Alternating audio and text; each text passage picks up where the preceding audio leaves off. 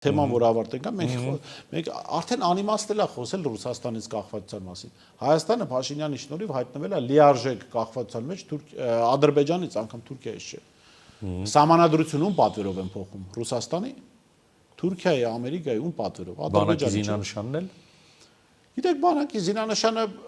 ընդհանրապես սա փնթիության բան է, տարբեր իշխանություններ ի ժամանակ ինչ որ զինանշաններ, հատուկ նշաններ, բաներ փոխվել են, կարող են փոխվել, բայց այդ ամեն ինչը այսպես ոտի վրա չի արվում։ Դա արվում է մասնագիտական շրջանակների հետ քննարկմամբ, հանրային քննարկմամբ, մարդկանց կարծիքն են հարցնում։ Ես չեմ ուզում այդտեղ ինչ որ դավադրություն տեսնել, հա, կամ ենթադրություններ անել, բայց այն որ փնթի է իրանց վարքագիծը, դա ակնհայտ է, այսինքն պետական սիմվոլների հետ այդպես չեն վարվում, այսինքն նախարարը քնից չի ելնում, ասում է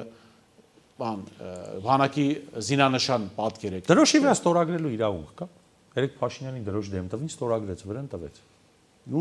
բախտերս բելա չի կերել, որովհետև սովորաբար Փաշինյանը թե մի բան տալիս են ուտում է։ Լավ եք բրցել, որ ստորագրելով